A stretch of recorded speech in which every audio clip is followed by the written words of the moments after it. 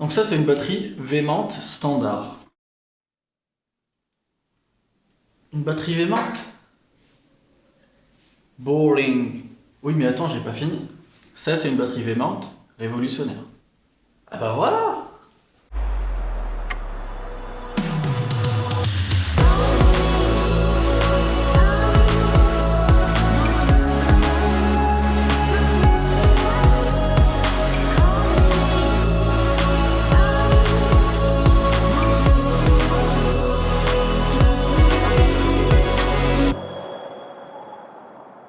What's up les amis, j'espère que vous allez bien, bienvenue sur ma chaîne, je m'appelle Riyad et aujourd'hui on va parler de cette petite batterie qui a l'air petite mais par contre elle a plein de fonctionnalités assez intéressantes.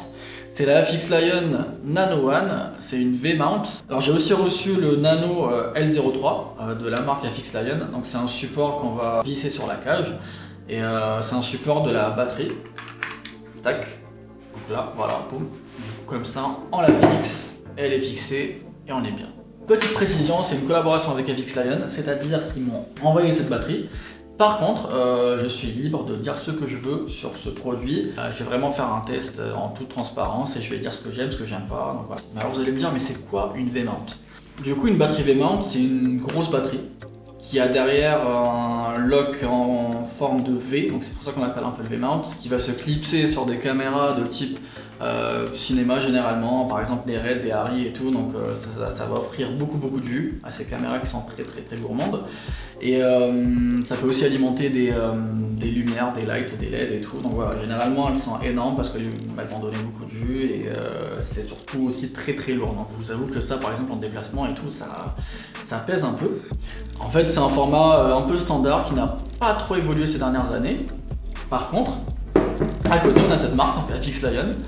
Pareil, donc une batterie V-mount, par contre beaucoup plus petite. Donc c'est une batterie qui offre une capacité de 50 Wh. Alors ça veut dire quoi concrètement? On peut par exemple alimenter une Blackmagic 6K entre peut-être 3 et 4 heures non-stop avec cette petite batterie, donc c'est quand même énorme. On peut aussi alimenter bien sûr des hybrides. D'un point de vue design, on est sur un design plutôt classe, moderne, futuriste un peu. C'est vrai que ça change des batteries V-mount qu'on a actuellement, elles sont pas super belles ou autres. Bon, c'est que du design, mais moi j'accorde une importance particulière au design. Et je trouve que le fait qu'on ait un truc assez original, bah, c'est toujours bien en fait. Donc c'est du plastique je crois. C'est assez clean. Ici on a un petit écran. Quand on clique sur le bouton, on peut voir la capacité et le level de la batterie. Là par exemple dans la skate bar, voilà, on a le voltage et on a aussi l'USB, le voltage de l'USB et autres. Donc c'est bien d'avoir un petit écran, ça nous permet vraiment voilà, en shoot ou autre de voir combien il nous reste de batterie.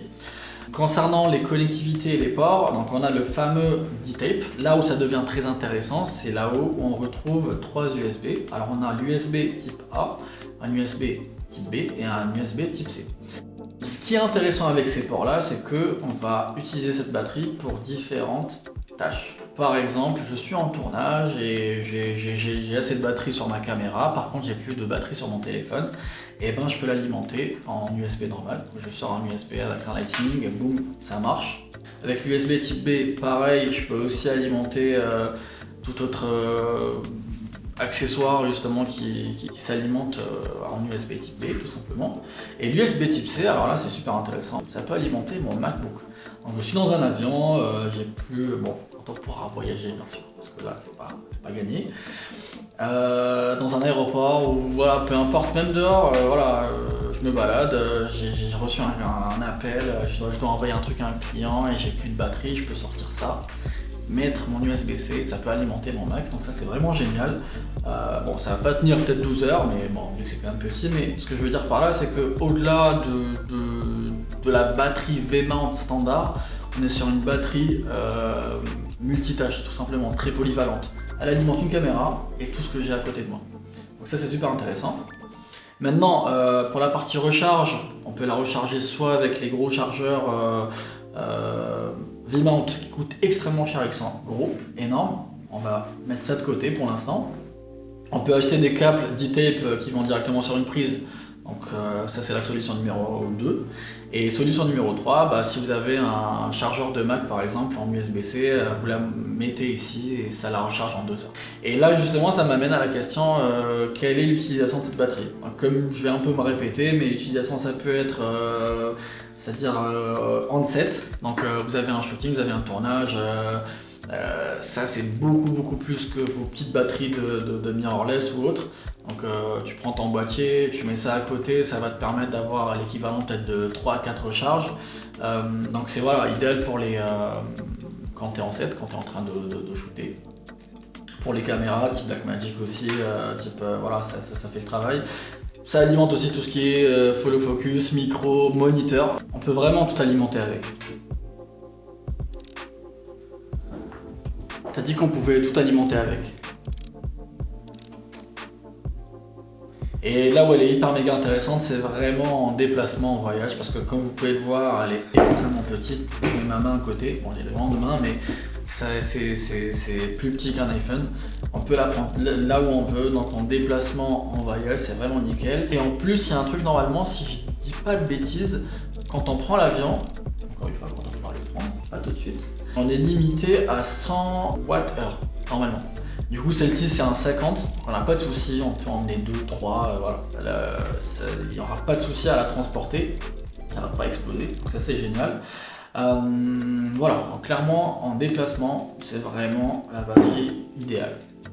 Donc verdict, est-ce que je recommande cette batterie? Alors clairement, de ce que j'ai utilisé un peu comme V-mount standard sur mes tournages, mes shootings et tout, j'avoue que celle-ci ça reste quand même une batterie assez moderne, assez révolutionnaire dans le sens où elle offre beaucoup de possibilités d'alimentation en fait. Je vais pas m'arrêter juste à ma caméra, je peux alimenter mon téléphone, je peux alimenter mon Mac, je peux la recharger avec le chargeur de mon Mac, je peux la transporter, je peux la mettre dans ma poche. Donc voilà, tout ce que je suis en train de résumer un peu tout ce que j'ai dit auparavant. Elle reste très polyvalente et je pense que c'est sa polyvalence qui la sort un peu du lot. Il y a aussi son côté, on va dire, design. Encore une fois, moi j'aime beaucoup tout ce qui est un peu design et tout. Et là, clairement, on est sur un truc assez joli et esthétique. Là, sur une caméra, c'est vrai qu'elle a de la gueule. Après, s'il y a un truc que j'aime moins, je veux dire, c'est peut-être ce petit cache là en caoutchouc que je trouve un petit peu fragile. Je sais pas, à voir avec le temps, mais clairement ça paraît un petit peu fragile, mais bon, c'est pas forcément dérangeant. Mais clairement c'est peut-être le seul point négatif que je pourrais donner à cette batterie. Clairement, je la recommande. Donc merci les amis d'avoir regardé cette vidéo, je vous donne rendez-vous à la prochaine, et d'ici là, prenez soin.